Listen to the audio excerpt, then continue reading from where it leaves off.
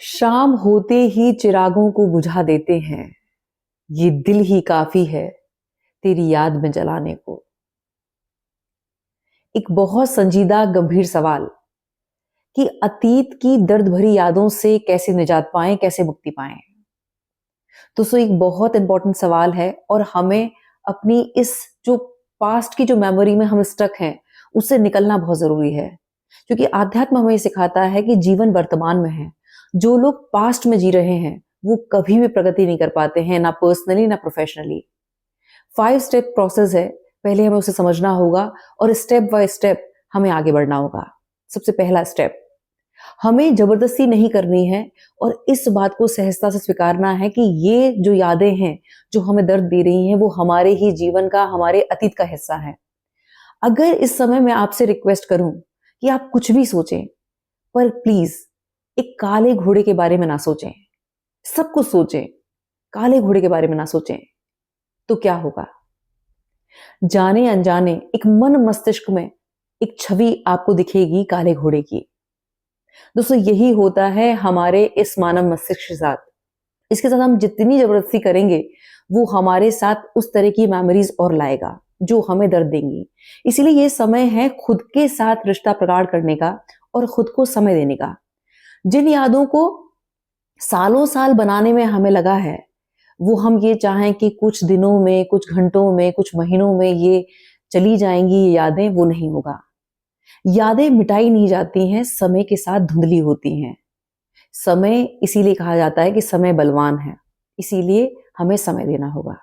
दूसरा, हमें खुद को एक टाइम देना होगा कि अभी जैसे 30 या 31 दिसंबर तक मुझे रोना है, मुझे मुझे बिलखना है, मुझे शिकायत करनी है, लोगों के साथ चर्चा करनी है, जो मेरे क्लोज वंस हैं उनके साथ मुझे डिस्कस करना है, मुझे सब कुछ करना है, वो अलाउड है।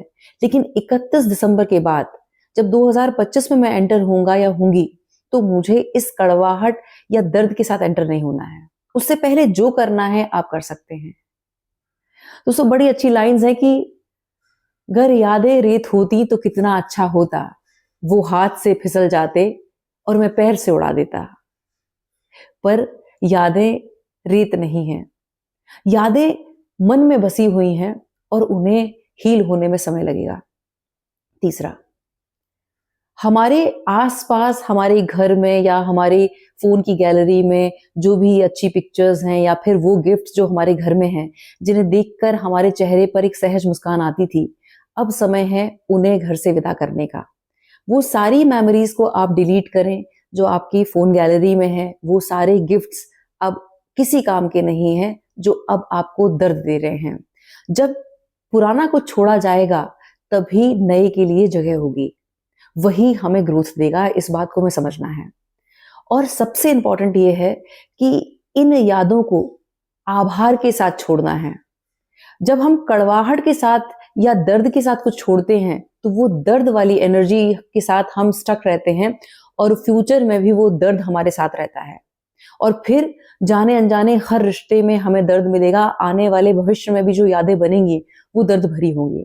इसीलिए 2024 में जो छोड़ना है वो प्रेम के साथ छोड़ना है, आभार के साथ कि हाँ, उस एक सर्टेन टाइम के लिए अच्छी यादें बनी, उसके लिए धन्यवाद, और आप उसे खुशी खुशी विदा करें। दोस्तों, ये स्टेप बाय स्टेप प्रोसेस है और इसमें समय लगता है, इस बात को स्वीकारें। वो बड़ा अच्छा शेर है कि भूले हैं रफ्ता रफ्ता मुद्दतों में उन्हें हम, किश्तों में खुदकुशी का मजा कोई हमसे पूछे। समय लगेगा और समय देना पड़ेगा। चौथा, हर उस कांटेक्ट के साथ एक स्पेस बनाएं। उन लोगों को क्लियर कह दें कि अब मैं इस विषय में बात नहीं करना चाहता और टाइम लें। सोशल मीडिया पे उन्हें स्टॉक करना कि वो क्या कर रहे हैं, कैसे हैं, वो करना बंद करें और साथ ही साथ उन प्लेसेस पे जाना बंद कर दें जहां जाके आपको ट्रिगर होता है, वो मेमोरीज आपको हिट करती हैं। अगर आपके और फ्रेंड्स जा रहे हैं तो उन्हें जाने दें, लेकिन कुछ दिनों के लिए, कुछ सालों के लिए अभी आपको वहां नहीं जाना है। इस प्रोसेस को आपको फॉलो करना है।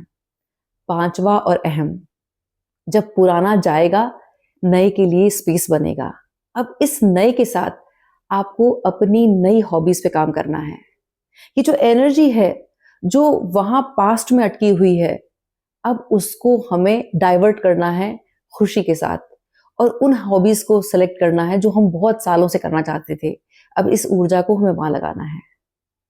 अंत में मैं ये कहना चाहूंगी कि रस्मों की जंजीरें तोड़ी जा सकती हैं और तेरी खातिर दुनिया छोड़ी जा सकती है।